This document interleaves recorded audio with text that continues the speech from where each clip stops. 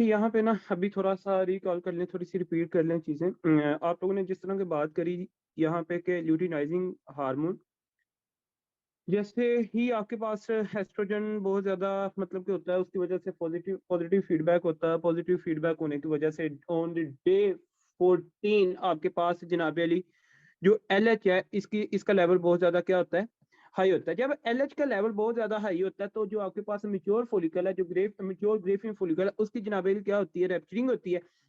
Rapturing होने से आपके पास आप लोगों को पता है कि एग बाहर आ जाता है, और एग के बाहर आने के बाद जो रिमेनिंग आपके पास फॉलिकल, उसको आप कार्पस ल्यूटम कहते हैं। ये बातें आप लोगों ने मतलब कि यहाँ से की।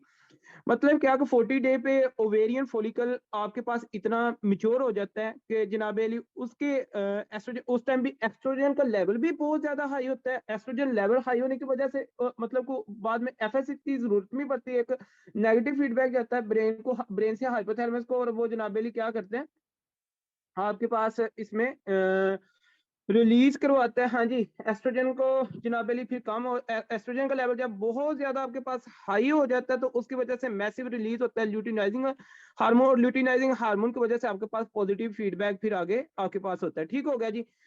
इसको आप एल सर्ज भी कहते हैं। जब एल सर्ज होती है तो वो आपके पास मेच्योर फॉलिकल जो है वो उसकी रैप्चिंग होती है और एग बाहर आता है। तो ये मैंने बात इस तरह से की है। आप लोगों को पता है कि मैंने सिंपली एक यहाँ पे पॉइंट आपके पास लिखने लगा हूँ।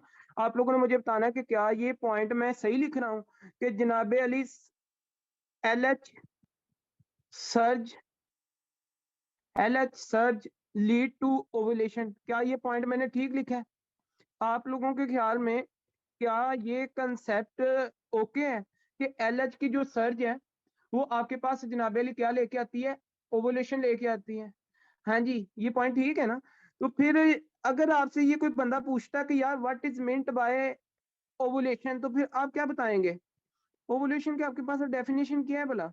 इसकी डेफिनेशन आपके पास ये है कि rapture of mature ovarian follicle, आप लोगों को पता है ऑन द डे ऑफ 14 जब आपके पास एलएच सर्ज होती है उसको आप क्या कहते हैं जी, ओवुलेशन कहते हैं। तो लिख लें इसको सिंपल एक लफ्ज में कि रैप्चर ऑफ, हाँ जी, रैप्चर ऑफ मैच्योर, हाँ जी, rupture of mature mature ovarian follicle, rupture of mature ovarian follicle. ये आप लोगों को पॉइंट इसका पता। अच्छा यहाँ पे देखिएगा, एक बात याद रखिए, और ओवम जब आपके पास रिलीज हो जाता है ना, ठीक है, एक बात मैंने आपको करी थी, आप लोगों को याद होगा, ये आपके पास सेल है ना, यहाँ पे जनाबिल ये इस तरह इस तरह इस तरह, ये आपके पास यहाँ पे थीका सेल, इनको आप क्या कह रहे हैं, ये आपके पास है जी थीका सेल। ये मैं बस रिवाइज कर रहा हूँ, थीका सेल। और यहाँ पे ना अंदर आपके पास यहाँ पे है जी ग्रेनुलोसा सेल, और सेंटर में क्या पड़ा होता है जी आपके पास, एग पर है। ठीक हो गया जी, ये ग्रेनुलोसा सेल, ग्रेनुलोसा सेल। ठीक हो गया जी, ये आप लोगों को एक तरह से पॉइंट इसका पता होना चाहिए। जब यहाँ पे on the day of 14 LH आपके पास एक्ट करता है और इसकी वजह से रैप्चरिंग होती है और ये आपके पास बाहर आ जाता है एग। हाँ जी, एग आपके पास कहाँ आ गया, बाहर आ गया। जो रिमेनिंग आपके पास चीजें रह जाती हैं उसको, यही जो आपके पास थीका सेल और ग्रेनुलोसा सेल है ना, इसको आप कार्पस ल्यूटम कहते हैं। ठीक है, ये आपके पास क्या बन जाते हैं, कार्पस ल्यूटम। तो मेरे ख्याल में ये पॉइंट आपको समझ आया। हाँ जी, और corpus luteum is responsible for release of progesterone, and progesterone is responsible for, हाँ जी, responsible for keep to healthy pregnancy. मतलब एक तरह से प्रेगनेंसी को स्टे करवाना फिर प्रोजेस्टेरोन की जिम्मेदारी आ जाती है। अब प्रोजेस्टेरोन को स्टिमुलेट देना किसका काम है, पर आप लोगों आगे ये बातें करते हैं इंशाल्लाह। On the day of 15 to 28 आगे क्या सीन बनता है, अगर तो फर्टिलाइजेशन हो जाती है, कंसीव हो जाता है तो इट्स ओके, नहीं होता तो फिर क्या होता है, ये सारे सिनेरियो आपके पास आएंगे अभी। अच्छा जी, कहने का मेरा मतलब ये है कि अगर एग आपके पास रिलीज हो जाता है, और एग आपको पता कि यहाँ पे हमने ये बात करी थी कि एग आपके पास से शिफ्ट होता है कहाँ पे, एग आप लोग शिफ्ट करवाते हैं फ्लोपियन ट्यूब्यूल में। और जब एग आपके पास फ्लोपियन ट्यूब्यूल में जनाबेली आता है, तो वहां पे फिर इधर से मेल स्पर्म आपके पास जाते हैं और वो जाके फिर यहाँ फ्लोपियन ट्यूब्यूल में एग को क्या करते हैं, फर्टिलाइज करते हैं, और फर्टिलाइज करने के बाद आपके पास जाइगोट बन जाता है। ऐसे ही है ना, ये बात आप लोगों ने करी थी। मतलब क्या कि फ्लोपियन ट्यूब्यूल के अंदर आपके पास ओवम जो है, जो एग है वो आपके पास वेट कर रहा होता है, इंतजार कर रहा होता है किसका, स्पर्म का। और अगर स्पर्म आ जाता है तो फिर ये आपके पास जो है ना मतलब फर्टिलाइजेशन हो जाए। लेकिन ये जो रिमेनिंग पार्ट में थीका सेल्स और ग्रेनुलोसा सेल्स आपके पास ये जो है, ये फिर कार्पस ल्यूटम, और ये मैंने आप लोगों को बात बता दी, corpus luteum start to the producing, हाँ जी, प्रोजेस्टेरोन। प्रोजेस्टेरोन की इंफॉर्मेशन उतनी मेरे पास नहीं है जितनी इंफॉर्मेशन आप लोगों के पास है। रीजन ये है कि लेक्चर आप लोग ऑलरेडी रिसीव कर चुके हैं इसका।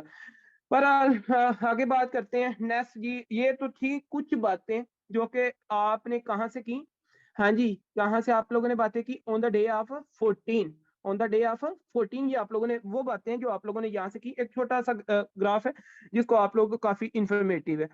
पर यहाँ पे नंबर देखें जी 2, मैंने कहा कि मेनली आपके पास 2 फेजेस है, एक आपके पास फोलिकुलर फेज है, एक आपके पास कौन सा फेज है, हाँ जी, ल्यूटियल फेज। याद रखिएगा कि luteal phase always fixed phase, ये बात आप लोगों ने बात याद रखनी है, बड़ी इंपॉर्टेंट बात मैंने की है यहाँ पे, कि ये एक फिक्स्ड फेज है। जितना मर्जी कुछ भी हो जाए, ये एक fixed phase of 14 days, of 14 day. देखें 14 डेज का ये जनाबेली फिक्स्ड डे है।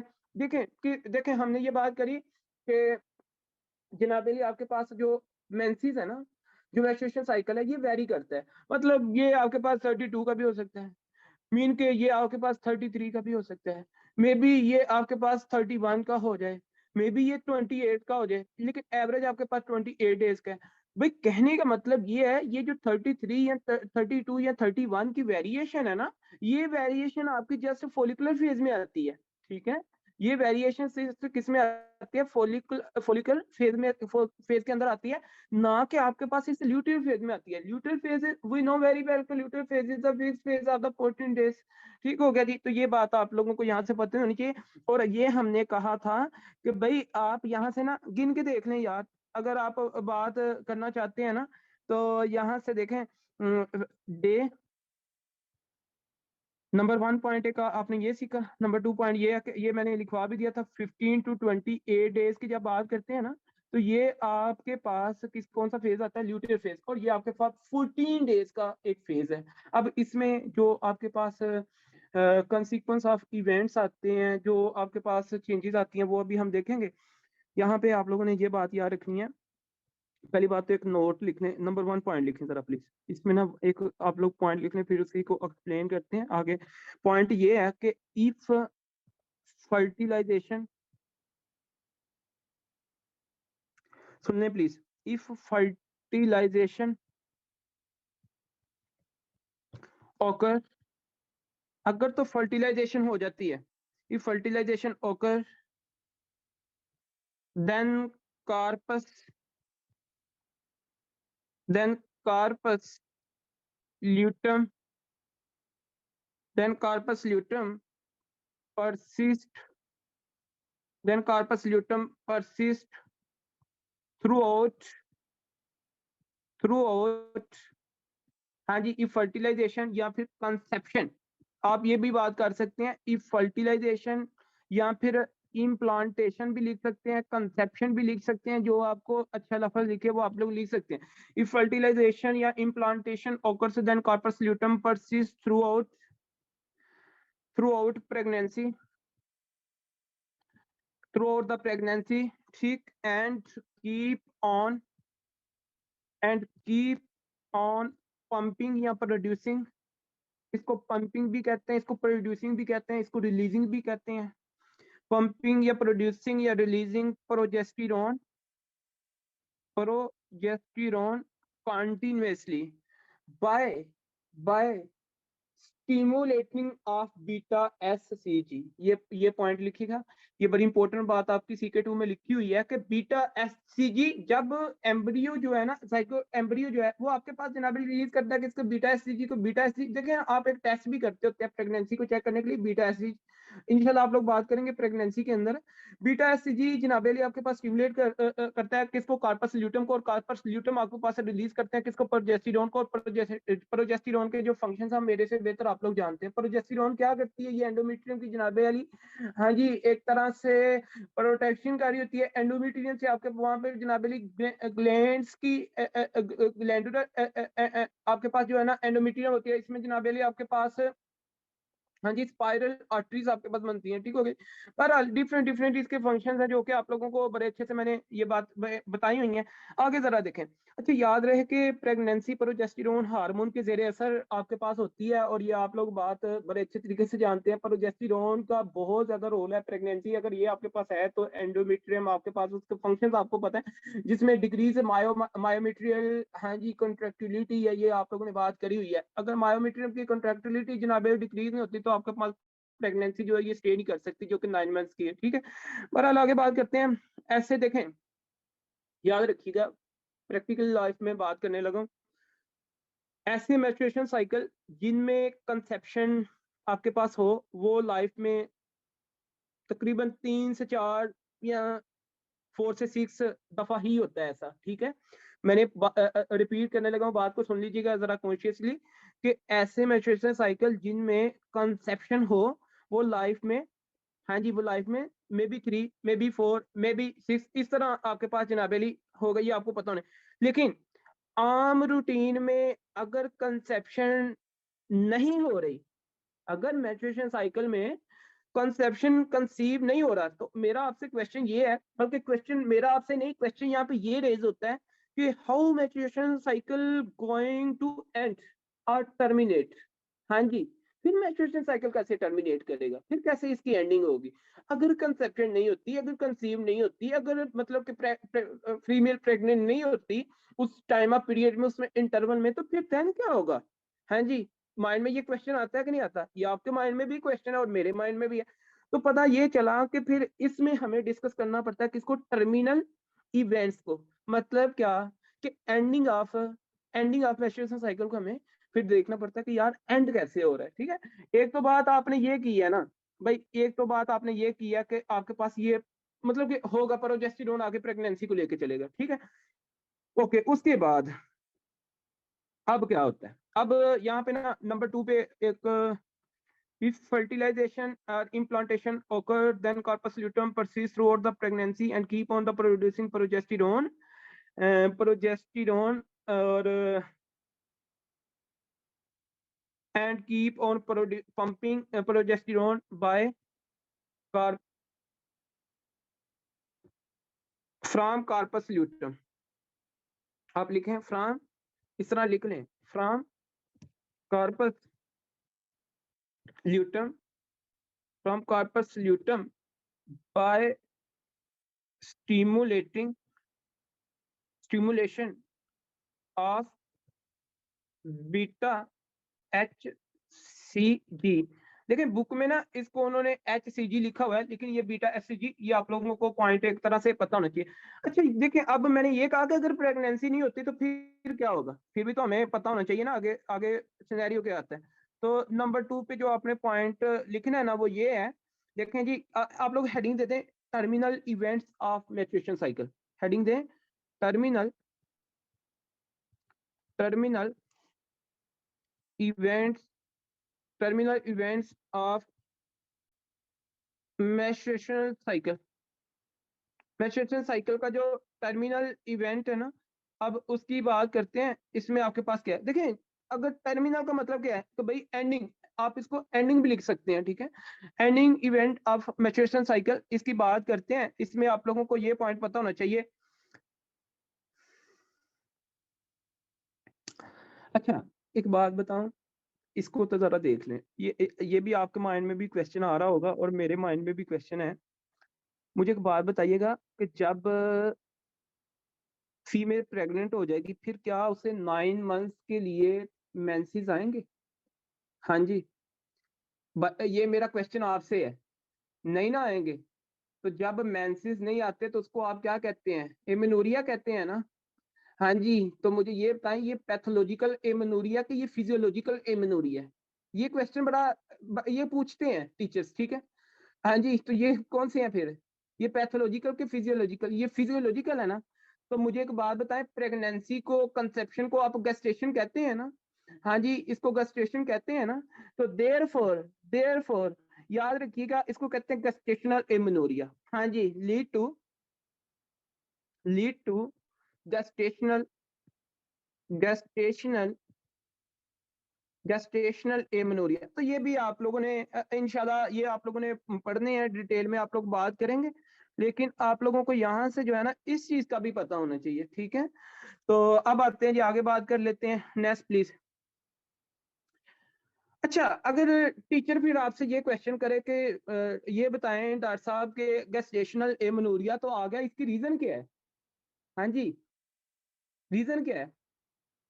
प्रोजेस्टेरोन है ना, क्योंकि progesterone is a positive feedback. Progesterone पीछे से रिलीज ही नहीं होने दे रही एफएसएच वगैरह को, ठीक है ना। पीछे से आपके पास गोनाडोट्रोपिन रिलीजिंग हार्मोन जो कि हाइपोथैलेमस के अंदर है, इसको जनाब स्टिमुलस नहीं जा रहा। तो ये चीजें आपने याद रखनी है। अब आते हैं terminal events of the maturation cycle. इसमें जो आप लोग बात करेंगे वो ये है कि आप लिखें प्लीज, इसके अंदर पॉइंट लिख लें जो कि इंपॉर्टेंट पॉइंट्स आप लोगों को पता होने चाहिए। ओके, दो तरीकों से आप इसको लिख सकते हैं, ठीक है। एक आसान लफ्जों में भी, और एक थोड़ा सा बुक के अगर लिखते हैं तो वो एक थोड़ा सा हो जाएगा। देखिए, आप दोनों से मैं आपको बताता हूँ, ठीक है। इफ पहले लिख लें अपनी वर्डिंग में, इफ प्रेगनेंसी और फर्टिलाइजेशन या फिर आर इम्प्लांटेशन, ये कोई भी लफ्ज आपके पास लिखा हो सकता है। Or implantation don't occur don't occur then, सुन लीजिएगा, अगर ये होता नहीं है देन कार्पस ल्यूटम। अगर आपसे कोई पूछे कि कार्पस ल्यूटम बेसिकली क्या चीज है, तो आप अभी बता सकेंगे ना? कार्पस ल्यूटम इज अ, हाँ जी, is a second form of theca cell and granulosa cells after ovulation. ऐसे ही है ना, ये आप लोग बात कर सकते हैं मेरे ख्याल में। और corpus luteum is responsible for release of progesterone. तो ये आपको पॉइंट इसका पता होना चाहिए। देखें प्लीज, एक मिनट। अच्छा, देन कार्पस ल्यूटम स्टार्ट डीजेनरेटिंग, लिख लें प्लीज, स्टार्ट डीजेनरेटिंग स्टार्ट डीजेनरेटिंग इन। अच्छा, ये कार्पस ल्यूटम जो है ना, फिर स्टार्ट हो जाता है डीजेनरेट करना, ये एक तरह से डेड होना विद इन, आप लिख सकते हैं डीजेनरेटिंग विद इन 48 to 72 आवर्स। ये बात बड़ी इंपॉर्टेंट है, ठीक है। 48 to 72 आवर्स के अंदर ये स्टार्ट कर देता है कि क्या होना, डीजेनरेट होना। तो लीडिंग टू, आगे लिख लें प्लीज। जब ये स्टार्ट कर देता है डीजेनरेट होना, तो फिर आगे ये क्या करता है, ये आपको पॉइंट जो है ना पता होना चाहिए। लीडिंग टू, हाँ जी, ये आप लोग लिखेंगे इसमें, लीडिंग टू रिटर्न और रिटर्न या फिर फॉल, लफ्ज लिखेंगे रिटर्न या फिर फॉल ऑफ, हाँ जी, fall of progesterone, fall of progesterone fall of progesterone slowly. अच्छा, ये स्लोली स्लोली करता है, मतलब आपको मैंने बताया ना कि ये फिक्स इसके 14 डेज होते हैं, तो इसलिए ये मतलब कि स्लोली स्लोली लिखें please, progesterone slowly lead to return या fall of progesterone slowly in baseline. हाँ जी, इन बेस लाइन। ये भी फिर बेस लाइन में आपके पास आना, मतलब कि क्या कर देता है, स्टार्ट कर, ये मैंने क्या लिखा है ये आप एक दफा सुन लें। इफ प्रेगनेंसी या फर्टिलाइजेशन और implantation don't occur then corpus luteum start degenerating within the 48 to 72 hours, lead to the fall of progesterone slowly in the baseline। ये फिर ऑटोमेटिकली बेस लाइन की तरफ आ रहा होता है, ठीक हो गया जी। तो कितने डेज तक आएगा बेस लाइन पे? बाय डे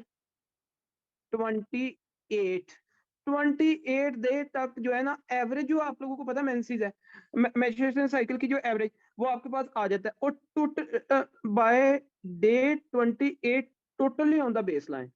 हाँ जी, टोटली ऑन बेस लाइन। तो ये आप लोगों ने जो है ना यहाँ से पॉइंट इसको बड़े अच्छे तरीके से अंडरस्टैंड कर लिया, ये आप लोगों को पता चलेगा। हाँ जी, any question up to this please. देखें ये आपको बाइंड अप करने में जा रहा हूँ इस सारे मतलब के व्यू को। ये आपने जो है 15 से 28 डेज की भी बात कर ली है। अब इसके अंदर जो आपके पास CK2 लिखती है, CK2 जो लिखती है वो आप लोगों को मैं बता देता हूँ, लिखना आपने खुद ही है, वही सारा सारा पॉइंट आप लोग लिखेंगे खुद ही यहाँ से। CK2 ये लिखती है, पॉइंट आपको पता होना चाहिए, वो लिखते हैं कि भाई in absence of fertilisation and implantation decrease LH, decrease progesterone and oestradiol by corpus luteum. ये आपके पास कार्पस ल्यूटम क्यों भाई, क्यों प्रोजेस्टेरोन ये डिक्रीज हो जाता है, क्यों आपके पास LH डिक्रीज हो जाता है? रीजन क्या है कि भाई कार्पस ल्यूटम की डीजनरेशन हो जाती है। कार्पस ल्यूटम जो थीका सा ग्रेनुलोसा सेल्स वो आपके पास है, resultant in स्लगिंग of the endometrial lining. ये आपके पास एंडोमेट्रियल लाइनिंग ठीक होगा जी। तो एंडोमेट्रियल लाइनिंग आपके पास स्लगिंग स्टार्ट कर दी, फिर आगे क्या लिखते हैं वो अच्छा ये लाइन उसकी जो मैंने सेंटेंस लिखा है ना उसकी जगह पे अगर सिमिलर ये आप पैराग्राफ लिखते हैं ना तो बहुत अच्छा होगा, ठीक है। फिर भी आपको ये पॉइंट इजीली आसानी से समझ आ जाएगा। लेकिन इन्होंने ये नहीं बताया कि भाई कार्पस ल्यूटम क्यों, रीजन मैंने आपको बता दिया कि क्यों ये डिक्रीज करते हैं। अच्छा देखें, with decrease estrogen and progesterone there is no longer negative feedback।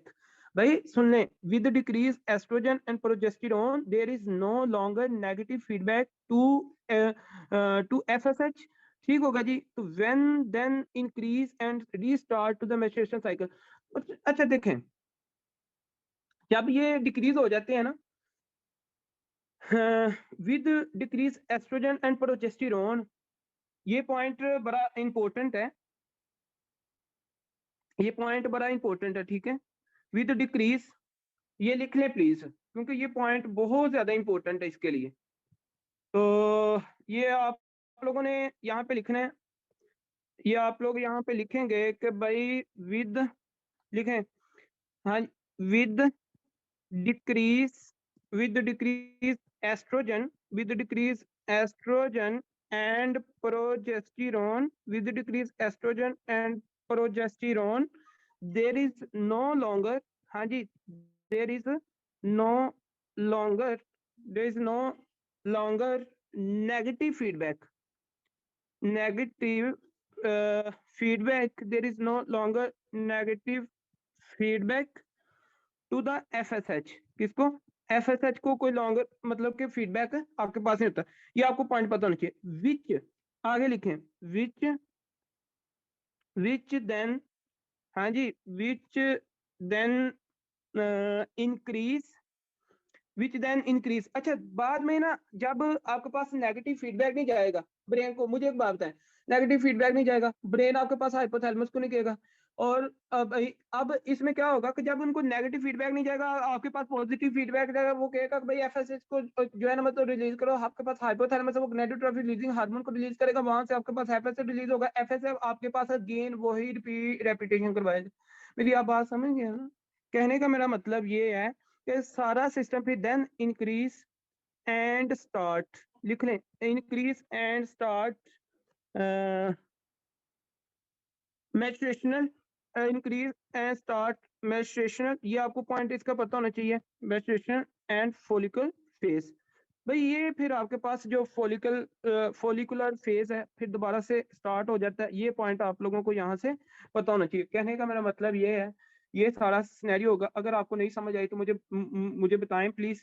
ये आपके पास प्रोजेस्टेरोन एस्ट्रोजन तो वैसे ही मतलब पहले बेस पे था, आपको पता ही है। एस्ट्रोजन तो पहले पॉजिटिव फीडबैक की वजह से आगे आपके पास एस्ट्रोजन मतलब डिक्रीज हुआ था ना, हाँ जी, क्योंकि इसकी तो फिर जरूरत ही नहीं थी परी, ओवुलेशन हो गई, एस्ट्रोजन आपके पास, फिर प्रोजेस्टेरोन आ गया।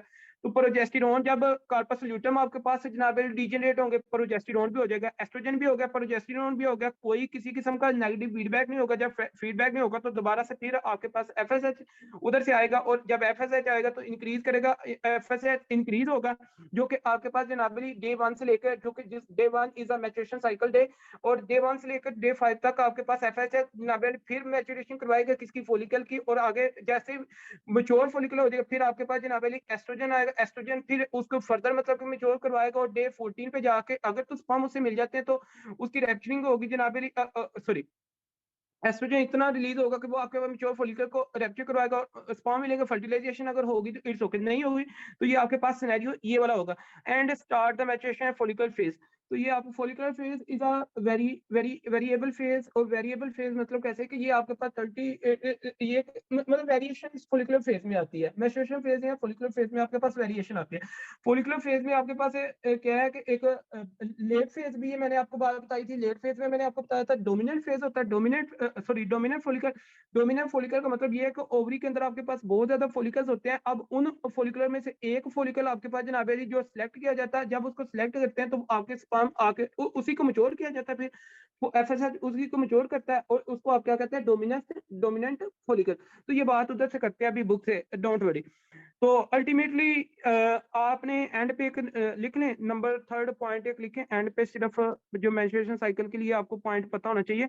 आप लिखेंगे कि ऑल हार्मोन्स, हाँ जी, all hormones are at baseline, all hormones are at baseline, and endometrium and endometrium आगे लिखे, all hormones are at baseline and endometrium again लिख लें प्लीज, again will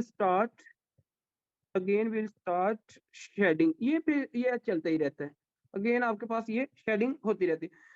तो यहाँ तक ये मेंसेस आपके पास कंप्लीट होता है, मेंस्ट्रुएशन साइकिल। अच्छा थोड़ी सी बातें यहाँ पे करते हैं, देखें जी, हाँ जी क्लियर है, बताएं प्लीज, चलें देखिएगा।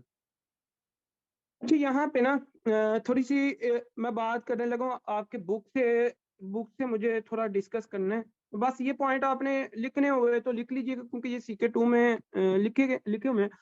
देखिए जो फॉलिकुलर फेज है, मैंने कहा कि ये वेरिएबल फेज है, ये 0 से 13 है, और start with the menstruation and at the luteinizing hormone.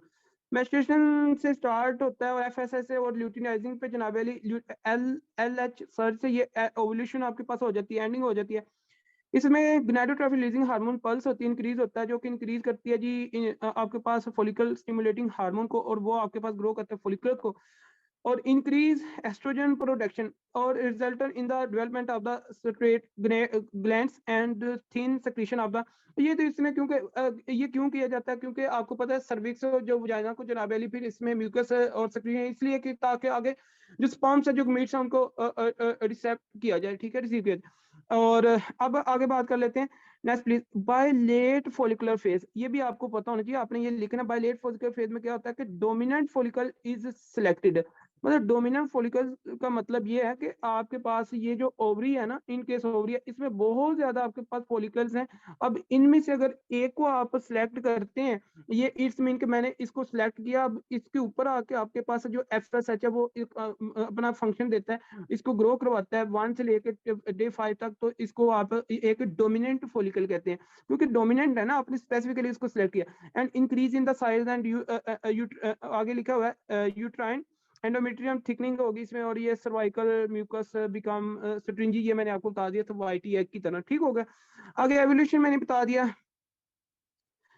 अच्छा जी, ये क्या लिखा हुआ है इन्होंने कि LH surge triggers ovulations and initiate production of the, ये तो की फैक्ट है ना, की फैक्ट, ये बात मैंने आपको बता दी है।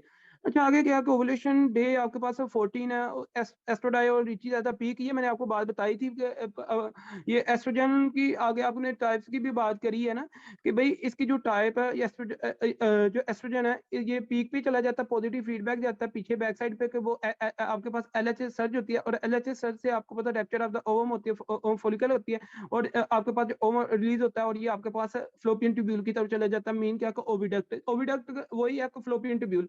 ओवी का देखें, ओवी का मतलब है एग, ओवी का मतलब होता है एग, याद रखिएगा। और डक्ट किसको कहते हैं, ट्यूब का कहते हैं ना, मतलब वही है कि आपका oviduct is a second name for the fallopian tubule, तो ये लिख लीजिएगा साइड पे। या फिर बाद में जब यहाँ पे फर्टिलाइजेशन होगी तो आपके पास यूट्रस में आ गई, ये सारी बातें पता है आपको। रेप्टेड फॉलिकल सेल्स डिफरेंशिएटेड इन कार्पस ल्यूटम, और ये आपको पता है कार्पस ल्यूटम क्या, मैंने बता दिया, थीका सेल ग्रैन्युलोसा सेल है। फिर मैंने ल्यूटियल फेज की बात की, जो कि डे 15 से लेकर 28 डेज का, इसमें क्या होता है, लेंथ ऑफ टाइम से 10 टू 40 डेज, 40 डेज का ये फेज होता है। ये पॉइंट आपने याद रखना है। 10 से, अच्छा ये बात भी कर लें कि कभी कभार ये 10 से, मैंने तो ये कहा ना कि ये फिक्स डे है 14 डे का, लेकिन ये बुक आपकी ये भी दिख रही है कि 10 से 14 डेज तक ये बात हो सकती है। 10 से 14 डेज तक, 10 से 14 days is very important for evolution. अच्छा यहाँ से, अच्छा इसमें फॉर ल्यूटेड फेज देखें, death corpus luteum can be survive without the further LH and HCG, beta HCG stimulation, ये मैंने आपको बात करी है। Changing from the oestrogen to the progesterone and predominant, अच्छा ये बातें आपकी सारी हो गई, मैंने ये आपको बता दिया। अब कुछ जो पॉइंट्स हैं वो आप लोग लर्न कर लें, जो पॉइंट्स आप लोगों को पता होने चाहिए। अब वो पॉइंट कौन से हैं, ठीक है, तो देख लें प्लीज।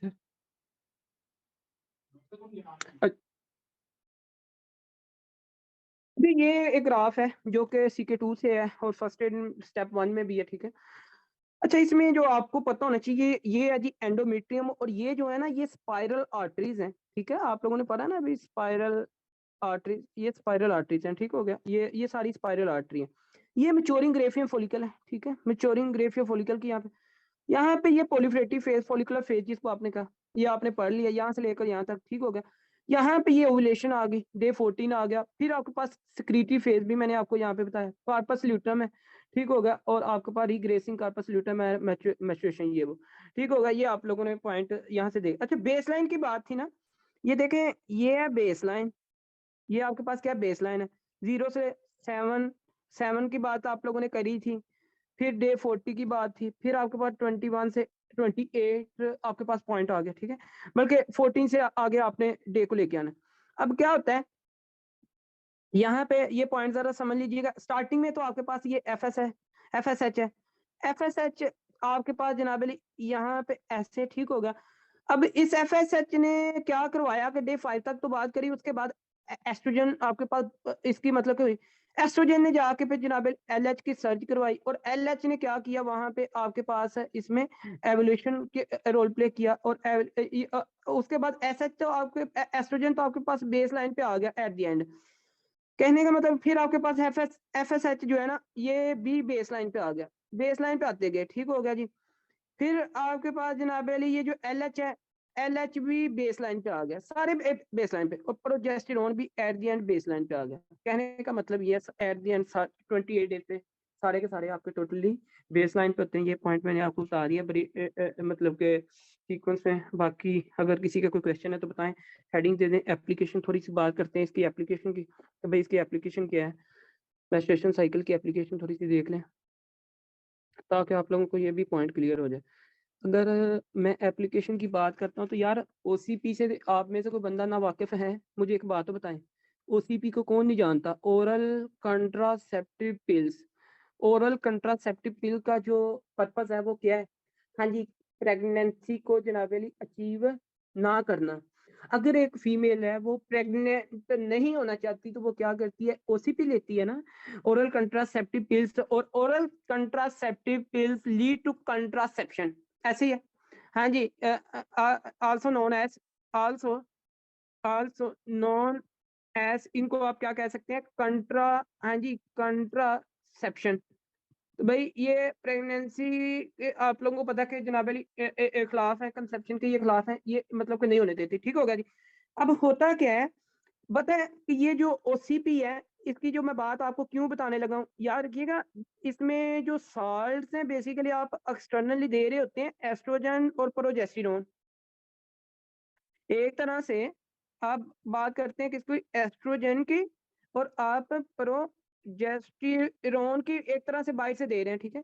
जब एस्ट्रोजन और प्रोजेस्टेरोन जनाबे आली जो है, हाँ जी, एस्ट्रोजन और प्रोजेस्टेरोन जब एस्ट्रोजन और प्रोजेस्टेरोन आप बाहर से जनाब फॉर एग्जाम्पल इनकेस देते हैं और आपके पास नेगेटिव फीडबैक एक तरह से आप मतलब कि दे रहे होते हैं ना, तो इसमें हाइपोथैलेमस और पिट्यूटरी ग्लैंड पे आपके पास क्या होता है कि रिजल्ट एफएसएच आपके पास नहीं रिलीज होता।